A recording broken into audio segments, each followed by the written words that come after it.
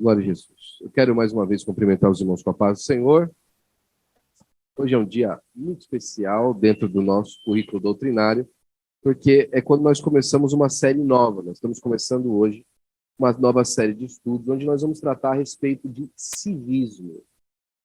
E o civismo, no contexto da igreja, ele, por muitas vezes, é tratado com um certo temor, porque ele fala de alguns assuntos que são, muitas das vezes, entendidos, compreendidos, como contrários à revelação bíblica da palavra de Deus. E a gente vai entender até por que isso acontece um pouquinho hoje. Mas o nosso estudo de número 606 do currículo doutrinário, se você divide aí por 52 semanas cada ano, você vai perceber que nós já estamos no 11º ano do currículo doutrinário. É muito tempo. Né? Já faz 11 anos que no todo o Ministério do Belém a gente se concentra em ter um currículo para que durante todo aquele ano as igrejas que estão debaixo dessa umbrella chamada Ministério do Belém estejam ministrando nos seus cultos de ensino o mesmo tema. É um cuidado que a gente tem por dois motivos. O primeiro é entender que, como Ministério do Belém, Deus nos chamou com uma visão, uma percepção para apresentar o evangelho ao pecador. Ok? E nessa caminhada do pecador se tornar um cristão, nós entendemos que existem assuntos que são pertinentes no culto de ensino para que essas pessoas conheçam melhor o Senhor e consigam andar com Ele.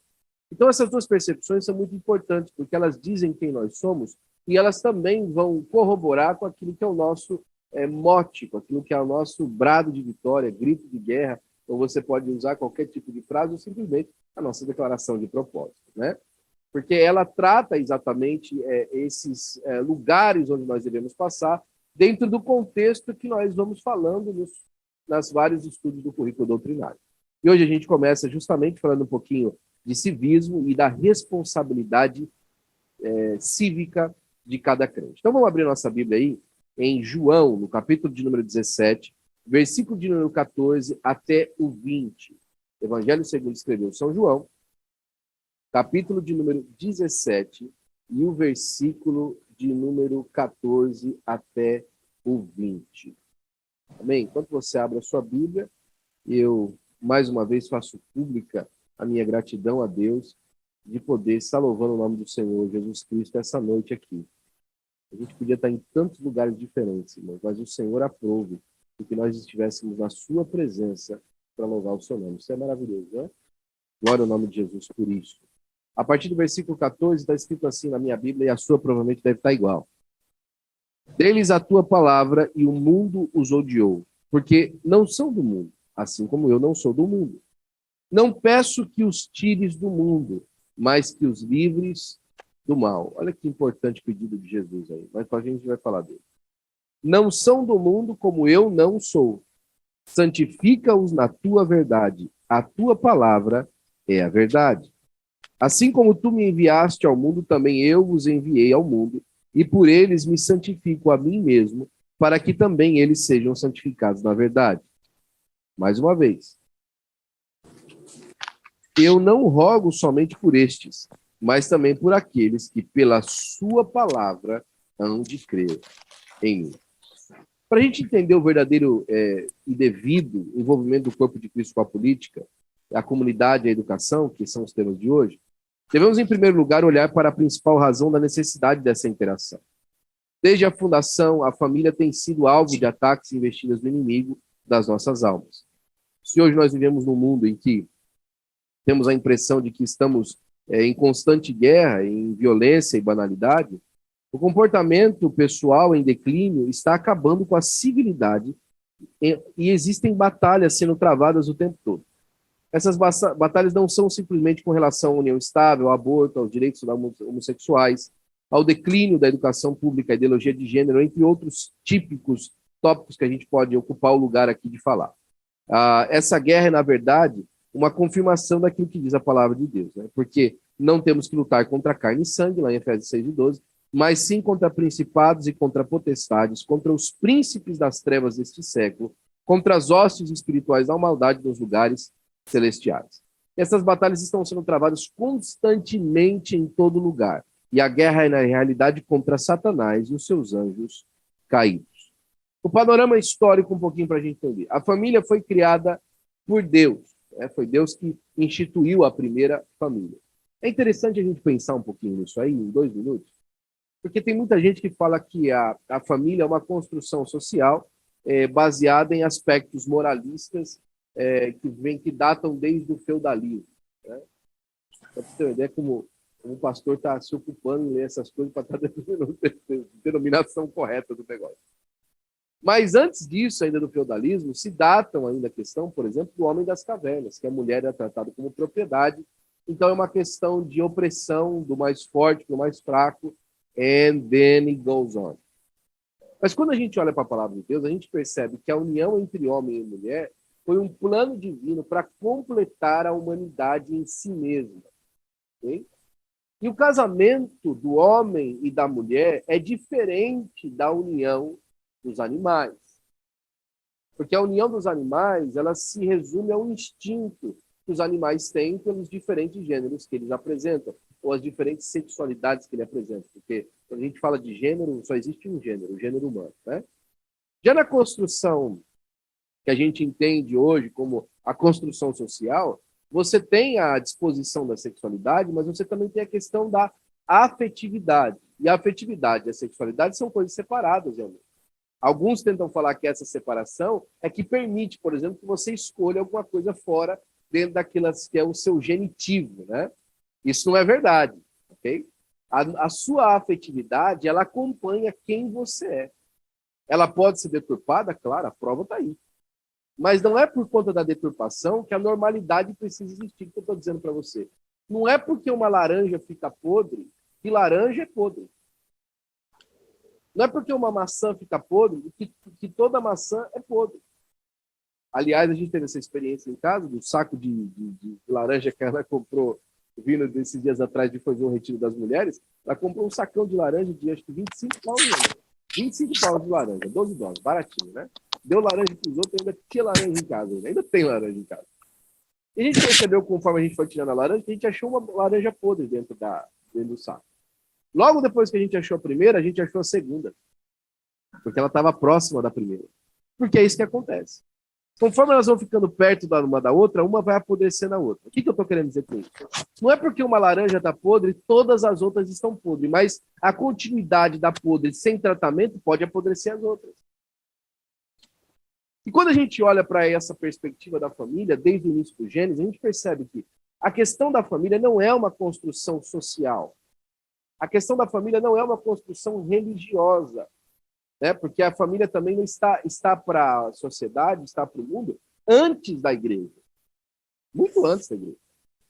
Quem institui a família é o próprio Deus, unindo essas duas relações. A relação do genitivo humano, se é homem ou se é mulher, e a união também das afetividades. Porque Adão, na sua característica masculina, quando ele vê a Eva na sua característica feminina, ele a toma por afeto, não por instinto. Quando ele fala assim, olha, essa é osso dos meus ossos e carne da minha carne, quando ele imprime nela essa afeição, ele faz uma união que é muito maior do que simplesmente uma união genética. É uma união que tem afeto. E ele simplesmente agradece a Deus, né? Por aquela maneira. E Deus vê que isso é muito bom. Deus percebe que essa união é muito bom. Mas desde aquele dia, essa união tem sido atacada. E ela de toda maneira. A primeira coisa é justamente o primeiro embate que existe no lar. Né?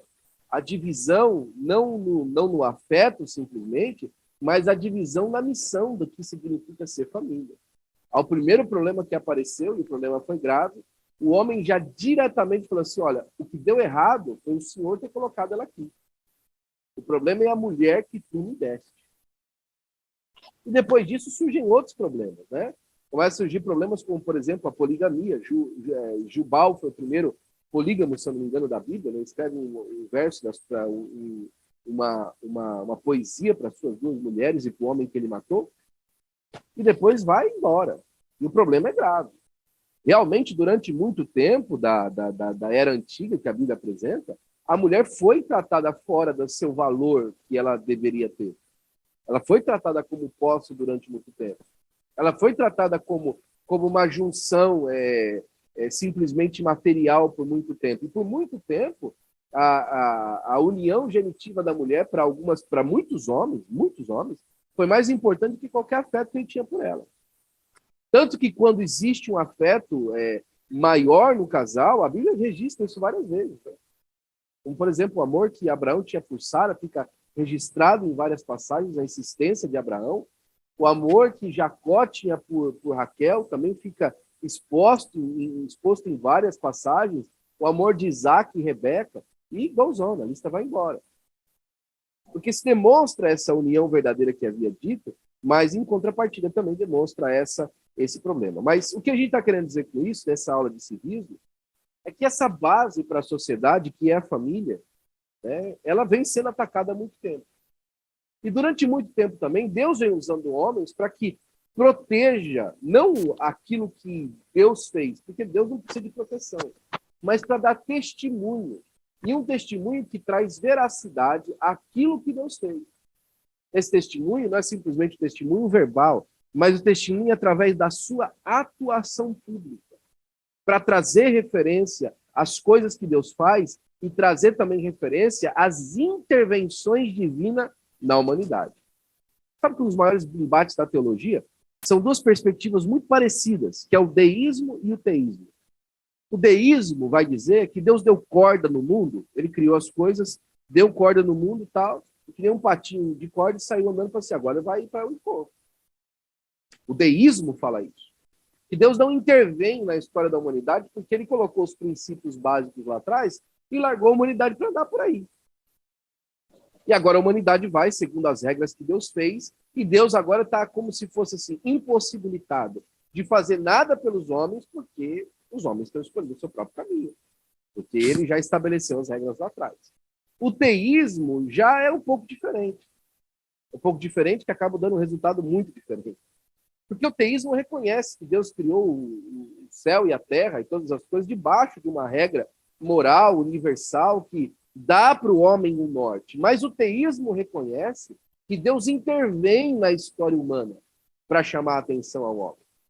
Que Deus não deixa o homem seguindo pelo seu caminho sem rumo, mas ele intervém na humanidade. Não somente na pessoa de Cristo, mas também durante o ministério da igreja, durante toda a história, através dos profetas, e hoje, através da oração, na nossa vida, na nossa comunhão para com Deus. Né? Ao mesmo tempo que a Bíblia nos mostra que nem a salvação do homem, nem tampouco a proteção dos servos ou da igreja do Senhor Jesus são dependentes do governo humano, ela também nos mostra que Deus usou pessoas em posições estratégicas nos governos de épocas distintas para que o povo de Deus pudesse ser abençoado por ele. Olha o primeiro exemplo que o nosso escritor, pastor Cássio, dessa semana, que é o escritor dessa semana, nos dá. O primeiro exemplo que ele fala é que Daniel foi um grande estadista nas cortes imperiais da Babilônia e da Pérsia. Por seu intermédio, Ananias, Misael e Azarias também galgaram altos postos políticos. Né? Todos estes foram livrados por Deus em momentos de extrema aflição e decisão espiritual. A gente percebe que, por exemplo, Daniel, ele passou por 3 reis diferentes. Isso é raro. E ele passou por 3 reis diferentes em uma posição muito alta. Inclusive, o último rei, ele era a terceira pessoa dentro do reinado. Ele era uma pessoa alta, de alta envergadura dentro do reino.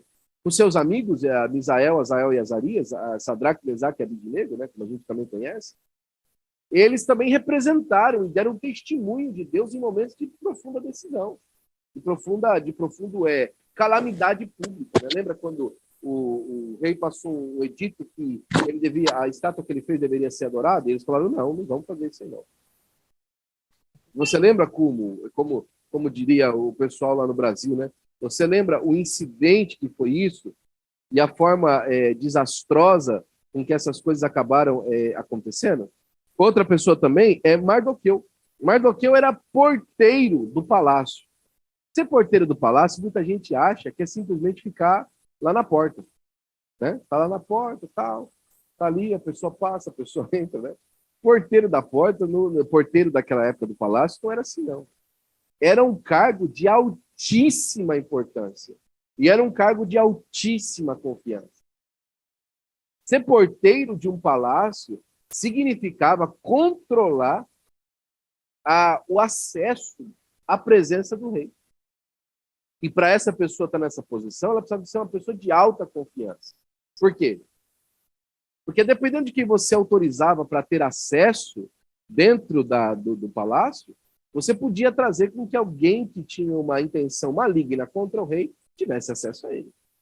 Tanto que não foi por isso que o livro de Esther conta que Mardoqueu foi lembrado, porque ele descobriu de um plot, ele descobriu de um caso contra o rei e ele avisou, como porteiro, um atentado contra o rei e ele avisou o rei. Eram cargos de extrema importância. E veja só, o rei Ataxerxes não era um rei crente, não era um rei temente a Deus. Mas Mardoqueu agiu segundo o princípio da palavra de Deus para com o rei. Gente, isso já tem muita coisa importante para a gente perceber como a gente precisa de atuar no mundo como crente. Né? Já tem muita coisa aí importante para a gente analisar e perceber. Okay? Outro foi o próprio Neemias. Neemias, então, ele era copeiro do rei. Né? Se o Mardoqueu tinha um trabalho de alta confiança, o Neemias, então, nem se fala. Alguém comparou esses tempos atrás, eu achei muito interessante essa comparação. Ele falou assim, se você fosse comparar Neemias hoje num cargo público, ele seria o diretor da CIA, diretor da CIA, diretor da NSA, ele seria o agente secreto mais alto dentro de um governo. Por quê? Porque ele era responsável pela alimentação e a continuidade da saúde física do rei. Ele era o último estágio antes de um atentado conseguir chegar. Você já imaginou os tipos de conexões que Neemias tinha que ter, precisava ter, para primeiro salvar a própria pele dele, depois a do rei, para não tomar alguma coisa envenenada? Como ele precisava saber de informações, como ele precisava de ter acesso às coisas que estavam acontecendo no reino. Agora, se coloque em outra parte do sapato, né? Vamos pensar no rei que estava sobre Neemias. Você já pensou que situação que esse rei passava, que ele precisou de pegar um estrangeiro, escravo no seu reino, para colocar como copeiro dele? Já pensou a confiança que Neemias demonstrava, mesmo sendo um estrangeiro, para ocupar a posição que ele ocupava? A posição dele era de alta periculosidade. Tanto é isso é claro. Olha, perceba. Quando ele fica e ouve aquela notícia, ele vai orar e jejuar, e ele fala assim, ele fica com medo de falar alguma coisa para o rei, e ele vai orar e jejuar antes de falar alguma coisa. E o rei percebe, fala assim, que tristeza é essa? Porque essa tristeza aí é a tristeza do coração. Você pensou que momento difícil? E se coloque no lugar do rei, né? Fala assim, ué, por que esse rapaz está diferente? Ele é meu copeiro, será que está acontecendo alguma coisa? Que ele está nessa situação, está meio fechado, assim e tal. Será que ele está sabendo de alguma coisa que eu não sei? É. E aí, e os escritores, os comentaristas mostram isso, que Neemias era uma pessoa extremamente preparada. Ele falou assim, olha, como é que eu posso estar feliz se a cidade dos meus pais está em ruínas e os seus muros estão queimados a fogo? Se a cidade do sepulcro dos meus pais está em ruínas e os seus muros completamente destruídos. Ele não fala muito de questões que tipo ia trazer ao rei, né, as suas portas queimadas a fogo, aquela essa expressão. Ele não usa expressões, por exemplo, que ia denotar que o problema da cidade daquele jeito era culpa do rei. Ele demonstra que o rei resolver aquele problema, na sua fala, era interesse dele. Em momento algum, ele expressa que ele queria reconstruir Jerusalém para que Jerusalém fosse independente. Não. Ele chama a atenção do rei a respeito da própria mordomia do rei. Você sabia que muitas das coisas que nós não conseguimos falar para as pessoas na arena pública, da nossa referência, que é pura, que é santa, que é correta, que é divina, é por causa da linguagem que nós usamos? O maior problema que nós temos hoje de demonstrar ao mundo a nossa fé não é um problema de poder. Não é um problema de autoridade, é um problema de linguagem. As pessoas não estão entendendo o que é que a gente está falando. Elas não estão conseguindo perceber onde é que nós estamos indo com aquilo que nós estamos apresentando. E aí sim se torna uma questão de poder e de autoridade. É necessário traduzir para que a pessoa consiga entender. Vou te dar uma referência lá em Atos dos Apóstolos. Lembra que aconteceu no dia de Pentecostes? E cada um falava na língua da nação de onde veio? Os discípulos falavam na língua do povo que tinha vindo de longe? Por que todo mundo não falava em hebraico? É porque Deus estava mais interessado no coração do receptor do que no coração daquele que estava transmitindo.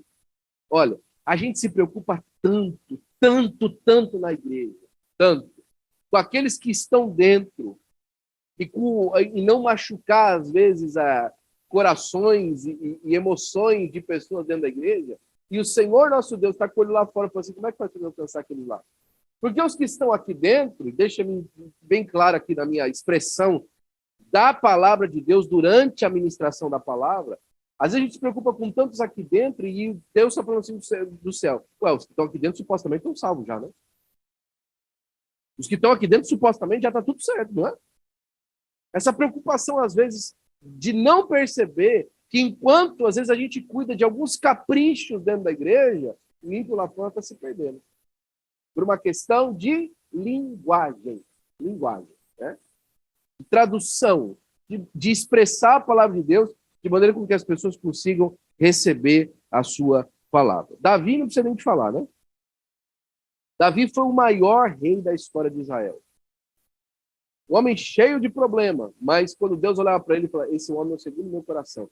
Porque entendia para onde Deus estava indo. Ele conhecia que cada atitude dele durante o seu reinado era uma maneira de expressar a glória de Deus. É isso que falta. É isso que falta, às vezes, da maioria dos políticos que nós elegemos com um crachá de cristão. É entender que ele está fazendo um trabalho para trazer um bem-estar social, mas o seu bem-estar social, na verdade, no fundo do coração dele, é a glória de Deus. Falta isso. Falta gente que esteja apaixonada pela glória de Deus, por demonstrar o bem às pessoas por causa da glória de Deus. Nós vamos falar disso mais para frente no próximo estudo. José de Arimateia, que além de senador do Império Romano, foi juiz e era membro do Sinédrio. Através dele, o governador Pôncio Pilatos liberou o corpo de Jesus para ser retirado da cruz e sepultado. Você parou para pensar nisso? Onde é que estavam os discípulos? No capítulo 19 de João. Todo mundo escondido com medo. Não apareceu um. Eles não tinham condição, na esfera de atuação, dentro daquilo que era a sociedade da época, eles não tinham como chegar para Pôncio Pilatos e falar assim, o corpo do mestre. Ah, vocês são dele também, vão morrer também. Mas Pôncio Pilatos chegou lá na frente lá da guarnição lá do palácio do Pôncio Pilatos, José de Arimateia, e pegou e mostrou o badular, que falou, tá aqui, eu sou senador, eu quero falar com o Pôncio Pilatos. Estou aqui, louco branco, claro. Ah, pode entrar, o senador está aí, Pôncio. Já recebe, vai, vamos. O que o senhor quer? Não, eu quero o corpo de Jesus. Sim, eu quero o corpo de Jesus, eu quero. Vou me dar o corpo de Jesus. Sem medo. Por quê? Porque não tinha ninguém que podia, de maneira legal, tentar alguma coisa contra ele. Né? Ele literalmente deu o quê? Que a gente conhece na nossa expressão brasileira. Uma carteirada.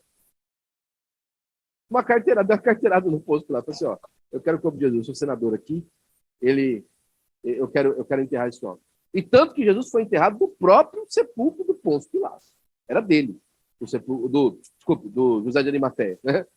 Ele foi enterrado no próprio sepulcro do José de Arimateia, um sepulcro que ninguém tinha sido ainda enterrado. E é tão interessante a história do José de Arimateia e do Nicodemos, que estava junto com ele também, porque os dois tinham essa presença no Sinédrio, porque tanto um quanto o outro, eles não eram publicamente discípulos de Jesus, eram secretamente. Mas no dia que Jesus morreu, os que eram publicamente se tornaram secretos, e eles dois que eram secretos se tornaram públicos. Porque era o momento da atuação.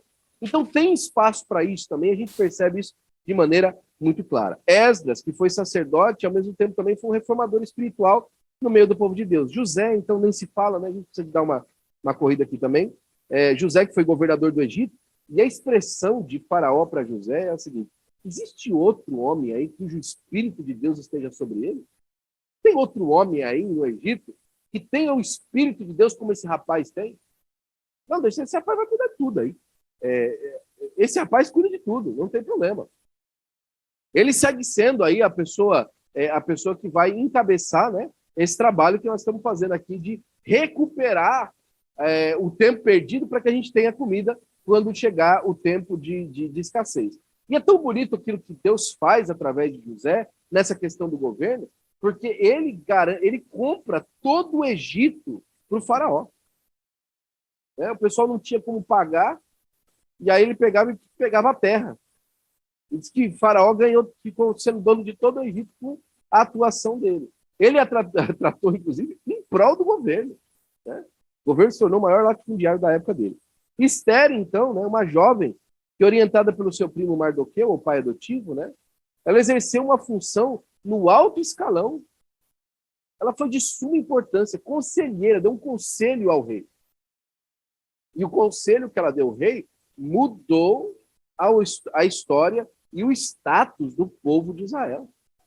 Deu chance para eles poderem lutar uma guerra. Né?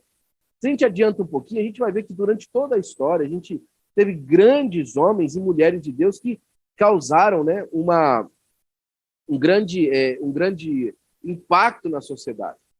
Mas o pastor Cássio para falar um pouquinho e faz um parênteses aqui, que quando chega a época do iluminismo, onde se começou de maneira mais veemente, isso é nos 1600 e tal, porque é o seguinte, com a reforma, né, a peste negra trouxe a reforma, ok? Depois da reforma, surgiram agora a contra-reforma. E a contra-reforma no conceito, religioso, surgiram alguns outros movimentos, inclusive o metodismo, inclusive também outras questões como, por exemplo, a mudança do aspecto dentro do catolicismo, mudou muita coisa nessa época. Mas o que surgiu também, começa a surgir as revoluções, e uma delas é a Revolução Francesa.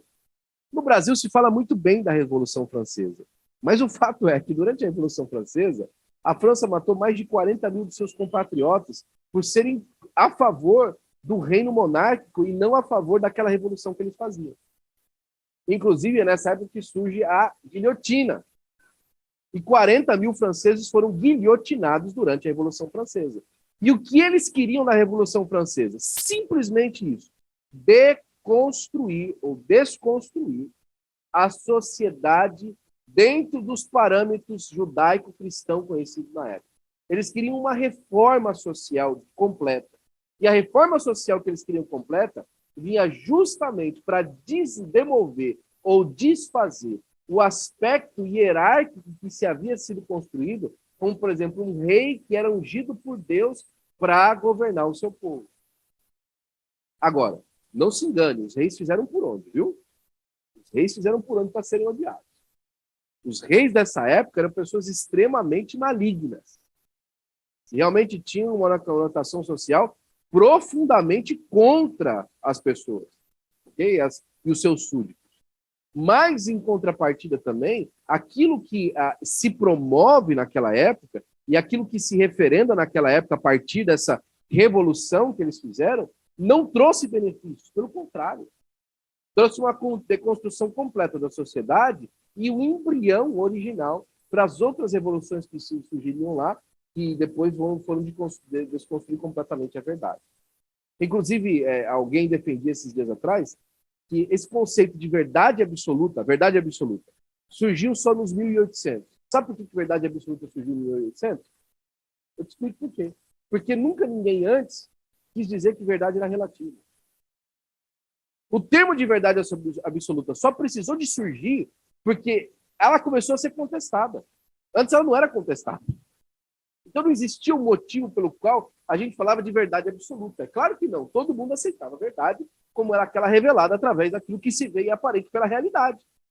Mas a partir do momento que a realidade começou a ser conotada da diferente maneira como as pessoas observavam, então a partir daí se precisou defender a verdade como verdade absoluta. Antes disso não precisava. Aí as pessoas falam assim, não, mas esse conceito de verdade absoluta surgiu em 1800 só, claro, né? Mas elas querem contar a história do porquê. Mais para frente. A gente percebe, por exemplo, que ao mesmo tempo que isso acontecia na Inglaterra, nos Estados Unidos, outro tipo de revolução surgia. E era uma revolução, na verdade, daqueles que se revoltavam contra essa malignidade dos reis, mas para terem liberdade para viver de acordo com Deus. Enquanto os franceses buscavam uma liberdade para viver contra os padrões estabelecidos por Deus, aqueles que, por exemplo, começaram esse país, os peregrinos, né? Não exatamente aqueles que colonizaram primeiramente, mas aqueles que vieram depois do Mayflower e começaram a colonização a partir dos puritanos, eles queriam, na verdade, uma revolução para viverem debaixo do preceito divino. Então, são duas coisas diferentes. E essa história vai se desenrolando, e você pode ver hoje a diferença clara, por exemplo, entre os Estados Unidos da América e a França. Você pega a cultura francesa e a cultura americana, são culturas completamente diferentes. O francês é extremamente ateu. As igrejas na França hoje estão dando lugar a mesquitas. O cristianismo, praticamente na França, praticamente sumiu. Porque ninguém mais se coloca debaixo dos preceitos que o Senhor, nosso Deus, deixou para a glória do seu nome. Nos dias atuais, né, existem, aí nós temos agora a fé e o homem, uma realidade contemporânea. Nos dias atuais existem não somente no Brasil, mas nos Estados Unidos também, em outros lugares do mundo, leis que já buscam reconfigurar os conceitos bíblicos de família. Essa coisa embrionária, ela vai se dispersando e chega um momento que você não consegue mais agora desvencilhar a sociedade da influência dessas coisas. E hoje, a gente estava estudando a respeito desse assunto e assisti um documentário que foi muito importante para perceber algumas coisas que o nosso estudo traz. E é um documentário de um grupo conservador americano, e o nome do documentário é O que é uma mulher? What is a woman? Né? E é um documentário baseado naquela pergunta que se fez para a juíza hoje que tomou posse na Suprema Corte, que fizeram para ela durante a sabatina dela, e perguntaram para ela o que é uma mulher. Ela não conseguiu responder. Ela falou, eu não sou bióloga. E ela é uma mulher. Eu não sou bióloga. Mas a senhora não pode dar uma definição? Não. Se a gente for ter um caso de litígio e tal, a gente pode aí corroborar alguma coisa. Mas eu não tenho como condição de dizer para você aqui o que é uma mulher. A partir dessa pergunta dessa mulher, surgiu essa ideia desse documentário. E você precisa ver como a deconstrução chegou a um nível tão grande que as pessoas não conseguem responder o que é uma mulher. Básico. Ok? Sentido básico da Bíblia. O que é uma mulher? Você não consegue responder. Porque as ramificações da onde a pessoa vai para responder isso chegou a um ponto tão grande que não existe mais parâmetro fundamental para dizer alguma coisa. Aliás, essa é outra palavra que é extremamente julgada hoje, fundamental. Nada hoje pode ser tratado de maneira fundamental. Porque se você trata alguma coisa de maneira fundamental, você está falando de fundamentalismo, e isso é uma opressão. E aí que a gente começa a pensar, como é que a gente sai dessa? Bom, a primeira coisa do jeito que a gente sai dessa é através da educação. Nós precisamos tomar novamente as rédeas da educação dos nossos filhos. Viu, pais? Viu o pai que está me assistindo pela internet? Viu o pai que está me assistindo aqui ao vivo? Inclusive, o próprio pastor, se tivesse um espelho, eu ia olhar para o espelho. Nós precisamos tomar a rédea do ensino dos nossos filhos. Se nós não ensinarmos os nossos filhos, a televisão vai, a escola pública vai, né? As influências da mídia social vão, eles vão. E ela está repleta de maldade. Toda essa questão, só por uma questão de conhecimento, antes da gente ir para frente, a gente já está também chegando quase no fim. Eles falam que essa questão de reassignação, né, de você dar para uma criança masculina um novo gênero, um gênero feminino, ou ela aceitar outra coisa, surgiu na época de 50 e 60, através de um psicólogo que começou a estudar a respeito disso. E o psicólogo fez muitos testes, etc. e tal. E agora vai surgindo que o cara fez teste com criança, tratando de questões sexuais com crianças de até 5 meses de idade. Sexualidade de crianças de 5 meses de idade. Pedófilo. E mesmo esse cara tendo sido completamente rechaçado pela clínica, pela comunidade científica, o research dele é a base hoje que as pessoas usam para gender reassigning até hoje. Olha, pasme, estão dando hoje medicação para mudança sexual de crianças a partir dos 10 anos de idade. E estão fazendo terapia a partir dos 4 anos de idade. Como é que uma criança com 4 anos de idade sabe isso? Agora, como é que deixa eu fazer isso? É legal, está na lei. Alguém aprovou, alguém passou. Dentro dos Estados Unidos, isso é lei. Foi votado nas casas. Agora, seja bem sincero, eu e você que estão pela internet. Você acha que a maioria das pessoas concordam com isso? Você acha que a maioria das pessoas concordam com isso? Então, por que isso está acontecendo? Por que é que isso está acontecendo? É porque a elite que representa a maioria desse povo, ela tem essa agenda. E é a primeira vez na história da humanidade que uma minoria no mundo tem poder aquisitivo suficiente para bancar e eleger candidatos ao seu bel prazer. O povo vota, mas ele vota pelos motivos, porque aquela pessoa está prometendo uma reforma no Social Security, aquela pessoa está promovendo uma reforma em outros vários tipos de issues da sociedade. E dentro disso, ela tem uma agenda para responder a essas petições de uma certa elite americana. E isso está espalhado pelas nossas escolas. Espalhado. Né? E não entenda aqui que eu estou falando de Califórnia, não. Estou falando dos Estados Unidos da América, inclusive do Brasil. Em todos os lugares da América, isso está espalhado. Entende por que é necessário? A política é onde essas coisas acontecem. É onde esses debates acontecem. E, por fim, o crente e a política é simplesmente o lugar onde nós temos que dar testemunho da nossa verdade. Que não é nossa, que é do Senhor. Você lembra quando... E eu termino por aqui. Você lembra quando o povo foi transferido por Deus para a Babilônia? Eles foram exilados por Deus para a Babilônia? Lembra disso? Deus manda uma cartinha para Jeremias no capítulo 29. Fala assim, olha, tem uns aí falando que vocês vão voltar logo, vocês não vão não. Viu? Vocês vão cair. Vão cair por 70 anos. Agora é o seguinte, vocês vão fazer o seguinte, olha, construam casas, dê os seus filhos em casamento, tá bom? Vive a vida de vocês aí. Vai vivendo a vida de vocês. Agora é o seguinte, ó. Orai pela cidade que eu vos fiz transportar. Abençoai, não amaldiçoai. Porque na sua paz, vós tereis paz. Às vezes a gente está cercado pela maldade e pela malignidade daqueles que nos estão nos governando. Né? Mas mais para frente a gente vai falar um pouquinho de governo na semana que vem. A gente está cercado pela malignidade. O que a gente faz? A gente fica quieto? Está cercado pela... Não, a gente não fica quieto. Em primeiro lugar, a gente ora. Em segundo lugar, a gente testemunha. Nós precisamos testemunhar. E sermos testemunhas, não numa conduta daqui para dentro, mas uma conduta que daqui de dentro se expressa para o lado de fora. Nós precisamos ser testemunhas para o lado de fora. Eu sei que às vezes no nosso caso é muito difícil, e o nosso estudo trata disso também. Okay? Porque, por exemplo, por maior parte da era da Assembleia de Deus no Brasil, os assembleiros nunca se envolveram com política.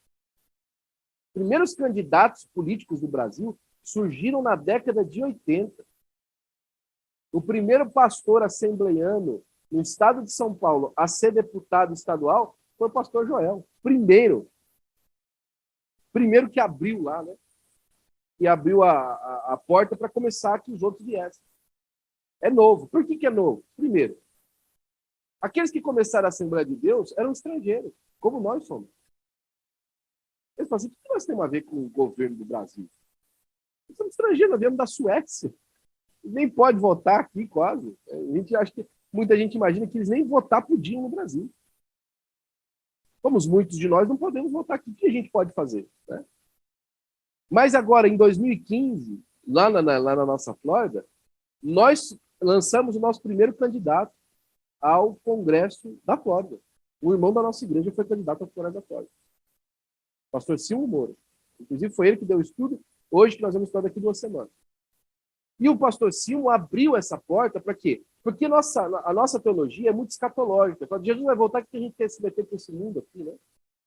Jesus vai voltar mesmo para queimar tudo e tal. Por que a gente quer se envolver com essa política desse mundo, essa política suja? Nós precisamos nos envolver para dar testemunho àqueles que ainda estão duvidosos. Para falar para esse mundo cruel como que existe esperança através da pessoa bendita do Senhor Jesus Cristo. Nós precisamos ser testemunhas daquilo que Deus faz, né? Para a glória do nome do Senhor Jesus Cristo. Já estamos vivendo em dias que o inimigo vem com uma inundação de ideias, valores, pensamentos, ideologias que buscam desmontar, desestruturar, destruir e acabar com a família, a igreja e os valores e princípios que sustentam a humanidade. Mas o Espírito do Senhor tem uma bandeira levantada contra ele, né? E isso, através da palavra de Deus, está guardando o coração de cada crente no mundo para que não se desvie a da boca deles. Esses dias atrás eu conversava com alguém e esse é um dos últimos exemplos que eu quero dar para você. A questão do aborto, né? Muita gente está falando, a Suprema Corte proibiu o aborto. Não, a Suprema Corte não proibiu o aborto. O que a Suprema Corte dos Estados Unidos fez foi o seguinte: existia uma percepção, existia uma ideia que estava sendo usada, um precedente, uma jurisprudência, um precedente jurídico, para que o aborto nos Estados Unidos fosse um direito constitucional, fosse definido como direito constitucional, ok? Que as pessoas tivessem acesso ao aborto de maneira federal, como um direito constitucional da mulher de poder ter direito sobre o seu próprio corpo quanto aos seus direitos reprodutivos. Okay? Essa percepção jurídica, essa jurisprudência, na visão da Corte Maior dos Estados Unidos, caiu. O que eles falaram? O que eles disseram? Que essa jurisprudência não é uma questão federal, mas que cada estado tem que defender por si mesmo. Tem que decidir disso por si mesmo. E que se a federação quiser ter um parecer sobre essa questão, ela tem que fazer isso através de lei, não através da corte. Ah, mas o pessoal está comemorando muito. Tá, sim, tem que comemorar mesmo. Porque essa ideia, em primeiro lugar, põe a Suprema Corte no lugar dela, não é quem faz lei. O Poder Judiciário não faz lei. O Poder Judiciário julga segundo as leis existentes. Não faz lei. Né? Em segundo lugar, o que isso propõe? Isso propõe uma abertura que agora, muita gente, que o aborto era fácil, agora dificultou, vai ter que pensar 2 vezes aquela criança vai nascer. E com isso, eu peço para que você ore. As crianças vão nascer, nós vamos fazer o quê? As crianças vão nascer num lar que não quer elas. Elas vão nascer debaixo de uma opressão, de algo que é indesejável. O que nós vamos fazer? Porque essas crianças vão crescer. E nós precisamos ser também pessoas que vão dar uma esperança para esses que estão vindo, para glorificar o nome do Senhor Jesus Cristo. A única ferramenta capaz de mudar o coração do homem é a palavra de Deus. Não são novas leis, novas filosofias, novas ideologias que vão resolver os problemas da humanidade. Jesus Cristo é a nossa resposta e a nossa solução. Que o Senhor Jesus nos dê graça e nos ajude para continuar firme, segurando a bandeira do Evangelho, até que ele venha em nome de Jesus. Amém? Glória a Deus. Vamos